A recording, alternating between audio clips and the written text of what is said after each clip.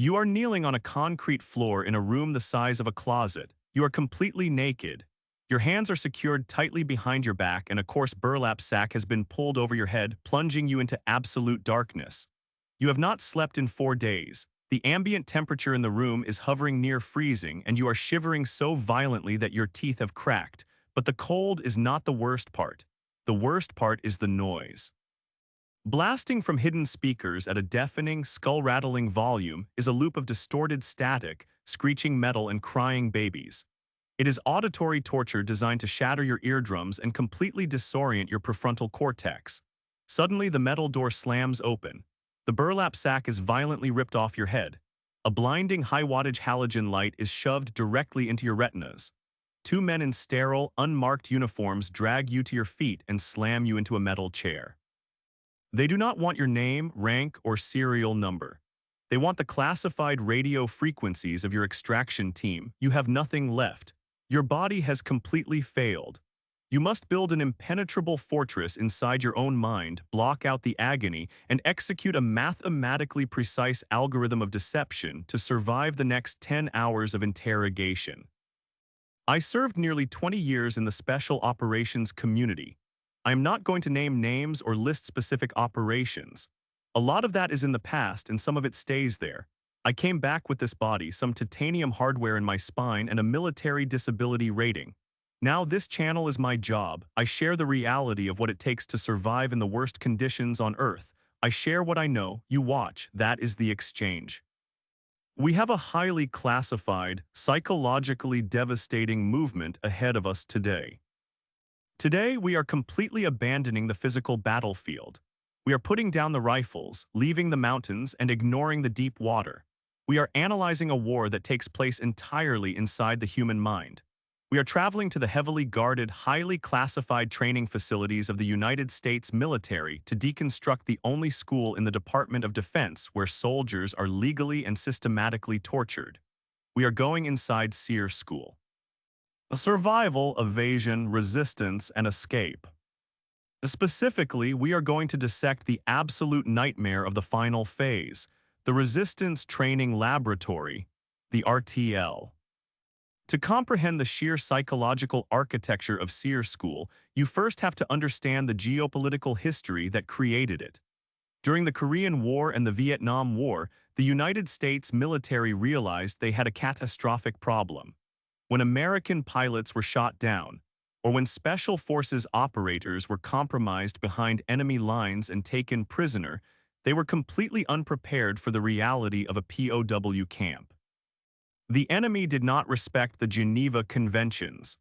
They used brutal, sophisticated methods of psychological manipulation, sleep deprivation, and physical torture to break American prisoners, forcing them to sign false confessions and reveal classified intelligence.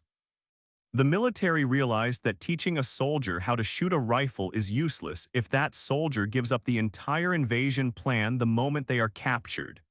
They needed to inoculate their most high-risk assets, the Green Berets, the Delta Force operators, the Navy SEALs, and the fighter pilots, against the specific, calculated trauma of the interrogation room. They built SERE School. The curriculum is divided into phases. The survival and evasion phases teach candidates how to procure food, build fires, and navigate hostile terrain while being hunted by an opposing force. But the true crucible, the phase that breaks even the most hardened combat veterans, is the resistance phase. The candidates are deliberately captured. They are stripped of their gear, their dignity, and their autonomy. They are loaded into the back of a truck, blindfolded, and transported to the Resistance Training Laboratory. The RTL is a highly engineered, multi-million-dollar mock prison camp. It is designed by military psychologists to be the most terrifying, disorienting environment on the planet.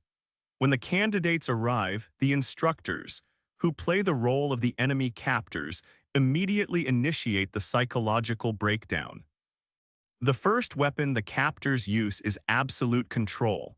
In the civilian world, and even in the regular military, you have a baseline level of autonomy.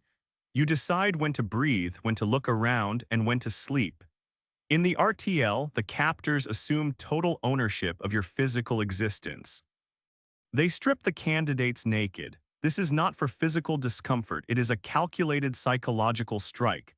Nudity removes all status. An Apache helicopter pilot or a Green Beret squad leader suddenly feels incredibly vulnerable, exposed, and infantile.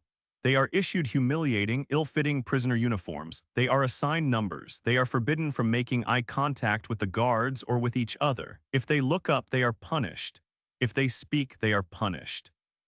The second weapon is sensory manipulation. The human brain relies on a predictable input of sensory data to maintain its grip on reality. It needs the cycle of day and night to regulate circadian rhythms. It needs silence to rest. The RTL is designed to plunge the brain into a state of severe sensory overload, followed immediately by severe sensory deprivation. The candidates are thrown into tiny, freezing isolation cells. Blackout goggles or burlap sacks are placed over their heads, completely removing all visual input. The brain, starved of data, begins to hallucinate. Then comes the noise. The captors utilize acoustic bombardment. Massive speakers blast a chaotic, unpredictable loop of agonizing sounds, the screaming of infants, the screeching of metal on metal, high-pitched static, and distorted foreign music. The noise is played at a volume that physically vibrates the fluid in the inner ear. It makes it impossible to form a coherent thought. You cannot sleep. You cannot think. You can only endure the crushing, overwhelming volume of the chaos. This sensory torture continues for days. The candidates lose all concept of time. They do not know if it is Tuesday or Thursday. They do not know if it is noon or midnight. The circadian rhythm shatters. The sleep deprivation reaches a catastrophic level. The cognitive function of the prefrontal cortex, the area of the brain responsible for logical reasoning, emotional regulation, and memory, begins to completely shut down. The candidates regress to a primitive lizard brain state of survival. This is the exact moment the captors initiate the interrogations. They do not interrogate you when you are fresh. They interrogate you when you are broken. The candidate is dragged from the freezing isolation cell. The hood is ripped off. They are thrown into an interrogation room. The environment is meticulously crafted to be intimidating. Harsh, blinding lights, stark metal tables. The interrogator sits across from them, wearing a pristine uniform, looking calm, rested, and entirely in control. The civilian perception of an interrogation, fueled by movies, is that the enemy simply beats the prisoner until they talk. This is false. Physical torture is actually a highly inefficient method of intelligence gathering. If you break a man's fingers, he will lie to you just to make the pain stop. The interrogators at SERE School use highly sophisticated psychological manipulation. They use the carrot and the stick. They use empathy and they use terror. The interrogator might start by playing the nice guy. He offers the freezing, exhausted candidate a cup of hot coffee and a blanket. He speaks in a soft, understanding voice. He says, "I know you are hurting. I know your commanders abandoned you. They left you here to die, but I can help you. Just confirm your unit's call sign and I will let you sleep in a warm bed." For a candidate who has been tortured by noise and cold for 4 days, that hot coffee is the most seductive, dangerous weapon in the room. The primitive brain screams to take the coffee and answer the simple question. If the candidate refuses, the nice guy disappears. The environment instantly turns violent. The interrogator flips the table. He screams in the candidate's face. He utilizes stress positions.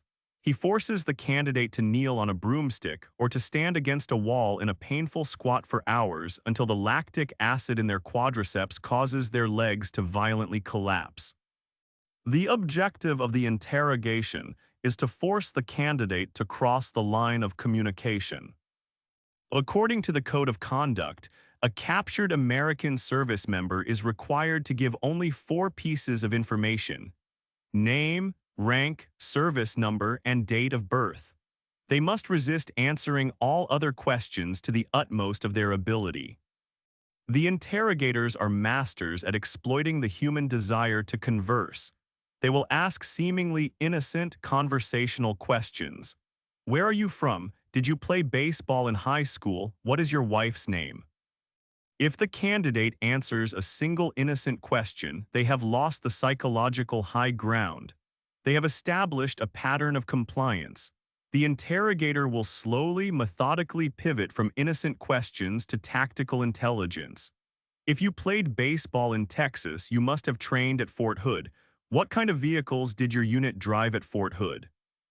To survive the interrogation room, the candidate must execute a complex, highly disciplined algorithm of resistance.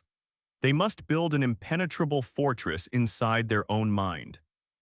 The first pillar of this fortress is the Big Four: name, rank, service number, date of birth. The candidate must repeat this mantra like a machine. No matter what the interrogator asks, no matter how much pain they inflict, the candidate defaults to the baseline. It provides a cognitive anchor when the brain is swimming in panic. The second pillar is the art of the bounce. When the interrogator asks a direct, classified question, the candidate must deflect the conversation without refusing to speak entirely. Complete silence is often met with extreme physical punishment. The candidate must learn to talk without saying anything. They use broad philosophical statements. They claim ignorance. They feign confusion. They force the interrogator to work for every single syllable, burning time and frustrating the enemy's timeline. The third and most critical pillar is the psychological concept of the rally point. When you are locked in a freezing box, listening to screaming babies for 48 hours, the isolation will crush your soul. The enemy wants you to believe that you are completely alone. They want you to believe that your country has forgotten you, that your family has moved on, and that your only hope for survival is to submit to their control. The candidate must create a mental rally point. They must retreat deep into their own consciousness and vividly, intensely visualize the things that anchor them to their humanity. They visualize the faces of their children. They recite the layout of their childhood home. They play entire games of chess in their mind.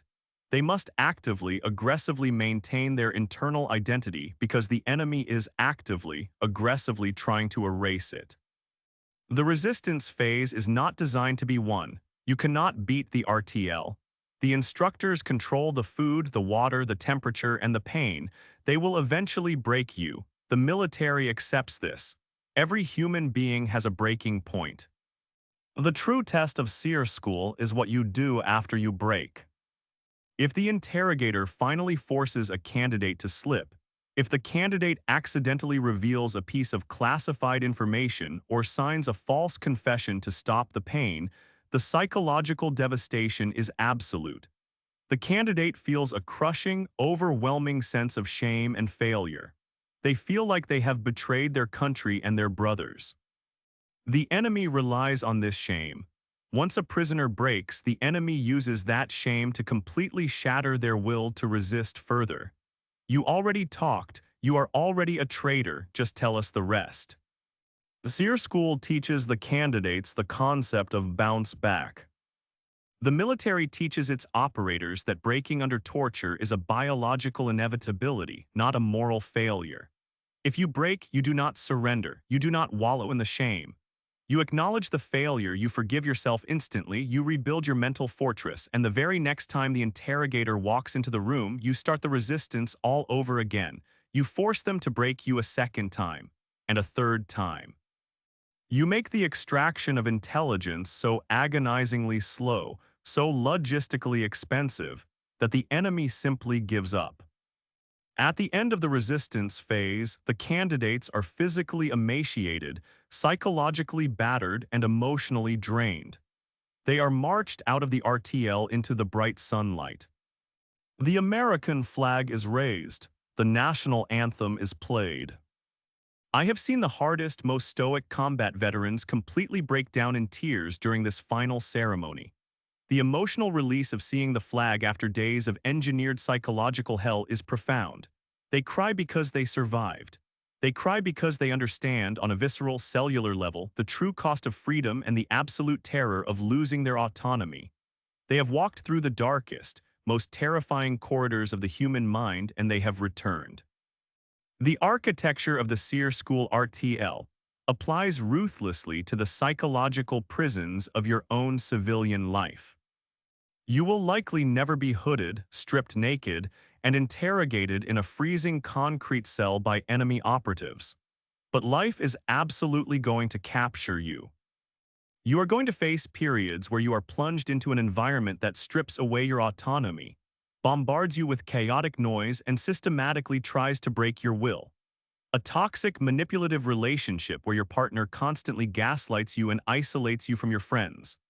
A soul-crushing corporate environment where a narcissistic boss constantly interrogates your value, degrades your performance, and uses fear to control your actions. A devastating period of clinical depression or addiction that locks you in a dark room and blasts the agonizing noise of your own insecurities directly into your skull. When you find yourself in the RTL of life, your natural civilian instinct is to surrender. You feel the cold, you hear the noise, and you desperately want the pain to stop. You look for the nice guy. You accept the cheap, immediate comfort of a bad habit, a toxic compromise, or a false confession of your own worthlessness, just to make the immediate pressure go away. If you surrender your core identity to stop the pain, the enemy owns you. You become a prisoner of your own circumstances. When life captures you and drags you into the interrogation room, you execute the SERE protocol. First, you must recognize the manipulation. You have to understand that the chaos, the noise, and the isolation are tactical weapons designed to make you panic. When the toxic boss screams at you, or when the anxiety tells you that you are worthless, you must intellectually detach from the emotion. You must look at the environment and say, this is not reality. This is an interrogation. They are trying to break my prefrontal cortex.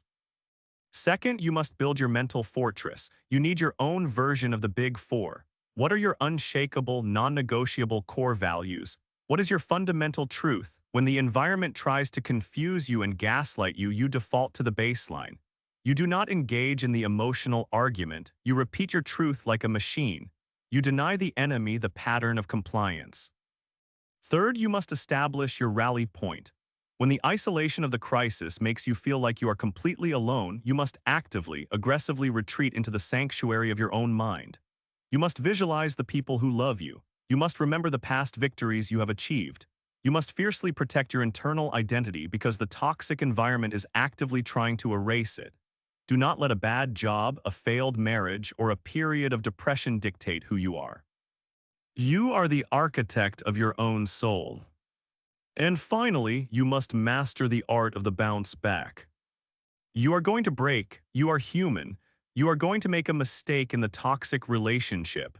You are going to slip up and let the abusive boss get under your skin. You are going to relapse into the bad habit when the stress becomes too heavy. When you break, the enemy, the anxiety, the depression, the toxic partner will try to use your shame against you. They will tell you that because you failed once, you are a complete failure. Do not wallow in the shame. Do not surrender to the failure.